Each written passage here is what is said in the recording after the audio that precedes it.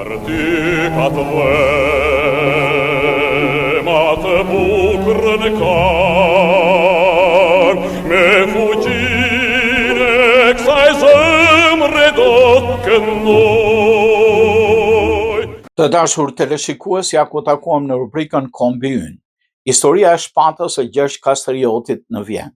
Në Vjenë ruhet përkrenarja dhe shpata e Gjergj Kastriotit Skënderbeut në Muzeun e Artave Botërore.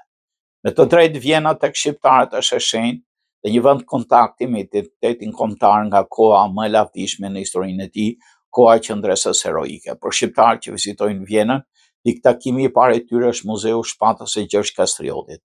Ata vinë nga Deo, diaspora arbëresh nga Italia Zara, diku rreth vitit 1886, kur vjen në Austri për shërim shkrimtari ynë i madh Naim Frashëri, vizitoi muzeun në Belvedere të Vjenës ku ruheshin përkrenarjet dhe shpata e kryerorit kombëtar. I frymzuar ja kushtoi vargjet emblematike që çdo shqiptar i mëson të reciton me zemër. Lumja timë Shqipëri, thash, armët e ti kur i pash, ndë Belvedere në Vjenë, sikur pash Skënderben. Për lexuesit e nderuar po japin një shkrim të shpatës e përkrenarës, rrugtimi i tyre deri në Vjenë, sipas mikut të madh të shqiptarëve Lojh Frondlich, i bazuar në disa dokumente relevante të kohës. Si përfunduan armët e Skënderbeut në Vjenë. Shqipëria ka famën se është ateu i atletit krishterimit, Gjergj Kastrioti Skënderbeut, por në arkivat e saj nuk ka asnjë relikt origjinal të tij. Përkrenarja dhe shpata ruhen në Vjenë, një histori që zgjatet prej 5 shekujsh e që debatet për të nuk mungojnë dhe sot. Historia rrugtimit të relikteve ka zbuluar shumë vjet më parë Leo Alexander Freundlich, një austriak i pasënuar pas historisë së Shqipërisë. Leo Freundlich ishte austriak me rrënjë hebreje, mik i madh i shqiptarëve, i cili shkroi për masakrat serbe ndaj shqiptarëve pas humbjes së perandorisë osmane. Është e njohur vepra e tij, albanishes Golgota shqiptare, më shumë se relikte, tashmë ato janë pjesë e identitetit kombëtar. Përkrenarja me kokën e dhis që mbante Skënderbeu është simboli i huazuar nga legjendat e Piros e Pirit të Aleksandrit të Madh. Ndërsa sipas historianëve, Skënderbeu ka përdorur 2 shpata. E para i është dhuruar nga Papa në Krishtlindjet e vitit 1466 dhe është me trup të drejtë e gjatë 85.5 cm dhe e gjerë 5.7, peshon 1.3 kg, e dyta është model turk 121 cm, peshon 3.2 kg. Kjo e fundit gjendet së bashku me përkrenarjen në Muzeun Historisë në Vjenë. Në shkrimin burimor të Leo Freundlich, thuhet 100 vjet më parë në arkivin e shtetit në dosin e Skënderbeut gjendet një shkrim ku tregohet historia e udhëtimeve të tij. Artikulli nga Leo Freundlich bazohet në rrëfimin e drejtorit të mbledhjes materiale të Muzeut Historik të Vjenës për treguar të vërtetën e armëve të Skënderbeut. Sipas tij, për herë të parë këto objekte janë përmendur në vitin 1578, më 15 tetor të këtij viti. Mario Sforza, duka i Urbinus, i shkruan një letër Arqidukës Ferdinand ku i thotë se do t'i dërgojë atij armët e Skënderbeut të vëllait të tij. Ky është një fakt që dëshmon se mes Arqidukës dhe Mario Sforzas janë këmbyer shumë letra. Në 15 maj 1579, Arqiduka i Tirolit i shkruante dukës Urbinus, Mario Sforza, dhe i falenderoi për armët e Skënderbeut për cilat do t'i binin në dorë. Ndërsa për herë të dytë këto armë përmendën një letër të dukës von Arraskot, i cili shkruan me 25 korrik 1588 ku flitet për armë të tjera të Skënderbeut. Në inventarin e vitit 1585 të objekte nuk ishin shënuar ende, ndërsa në inventarin e vitit 593 shënohet në fletën 69 2 shpata dhe helmeta e Gjergj Skënderbeut. Për këtyre shkresa dhe inventarit mund të konstatohet lehtë se helmeta dhe 2 shpatat e Skënderbeut kanë rënë në dorë të Arqidukës Ferdinand midis vitit 1588-1593 nëpërmjet dukës Mario Sforza Urbinus dhe dukës Arraskot. Saktësisht në inventarin e vitit 1596 në faqen 321 janë përmendur dhe shënuar emri i helmetës me numrin 71 dhe 2 shpatat numri 92, 145 dhe 345 550. Aty shënohet George Skanderbeg, një helmet e bardhë me rafshe të arta si për një kokë dhije art me 2 prirë dhe 2 shpata, njëra me dorez për lëkure e cila nga pesha e rënd për shenjave të gjakut që duken ende ngjan më e madhërishme, ndërsa tjetra është me dorez kadife ku është shënuar emri Skënderbeut.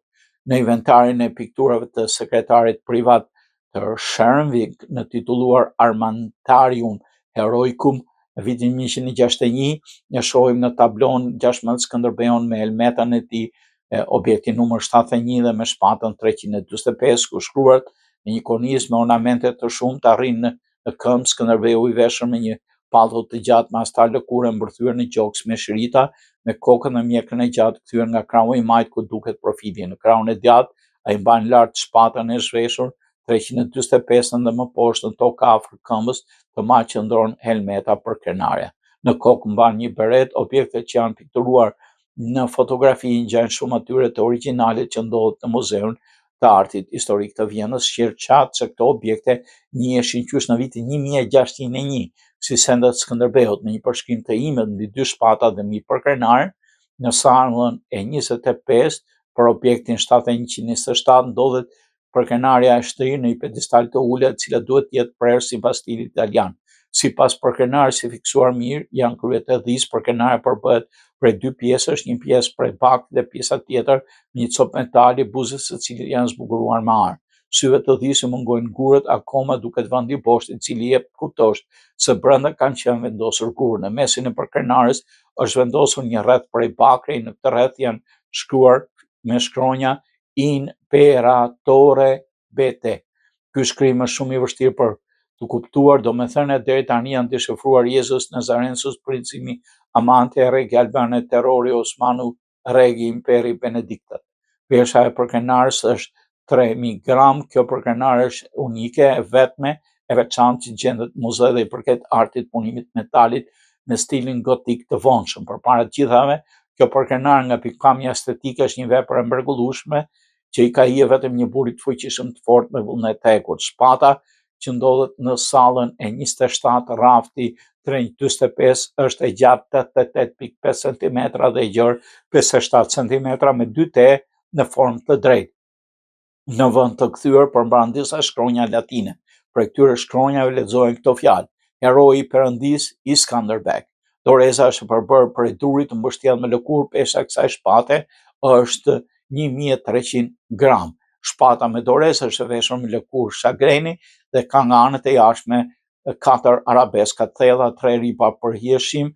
Anët e jashtme përshkohen për fildishin, nga anët e brendshme shohim disa gërma të kuqe, të cilët janë shkruar në shekullin e 16 e përmbajnë emrin Skanderbeg. Pesha është 600 gram dhe pesha e përgjithshme 1900 gram. Kjo shpatë është shënuar pikturuar në librin e sekretarit privat të arqidukës së Tirolit, Jakob Schreng, Armatarium Heroicum, në faqet 16. Përveç këtyre, në sallën e armëve historike të Muzeut të Vjenës gjendet një shpatë tjetër, e cila quhet si një nga shpatat e Gjergj Kastriotit dhe është shënuar në inventarin e mbajtur në vitin 1593. Kjo shpatë të jep të besosh nga pesha e rëndë dhe gjatësia së Kastriotit me një të goditur i ndan të dy pjesë trupat armiqe. Kjo shpatë gjendet në sallonin e 25 rafti i dytë, 92 gjatësia, 121 cm, doreza zbukuruar me ar dhe lëkurë. Pesha e saj 3.2 kg. Kur kryeroi i shenjtë i Gjergj Kastriot Skënderbeu do ta ketë statuën e tij në Vjenë, ai meriton këtë. Vepra e tij madhore në mbrojtje të kulturës evropiane nga perandoria osmane na detyrojnë ta mendojmë këtë. I detyrojmë drejtuesit të vendeve tona dhe vendit mik Austrisë një koordinim për vlerësim sa duhet ndërtimin e ujrave miqësore të gjeneratave. Gjergj Kastriot Skënderbeu ishte frymëzim i luftës për mbrojtje nga ordhit osmane, përgjegjë Bastën, i cili ndërtoi luftën kundër ordhive turke dhe atyre slave në kohën e Habsburgëve, mbretërisë austrise. Ai shkroi vepra mbi teknikën dhe strategjinë e përdorimit të shpatës dhe taktikat e tij luftarake ishin pjesë e sukseseve të tij në gjitha betejat. Në gjermanisht, War der Sohn Demetrio Basta, einen albanischen Epiroten der sich nach der Skanderbegs in Jahr 1468 rennt der dritten Emigrationsstelle der Arbeits in Reich Napel eisende under kaiserlichen Kriegsstaat na Stern kam. Këto janë fjalët për cilët kjo informacion, dhe me kaq po ndajemi sot me informacionet tona për shpatën dhe për krenarin e herojit ton kombëtar që ndodhen në Vjenë. Miru takofshim në emisionet tjera. Mat bukrën ka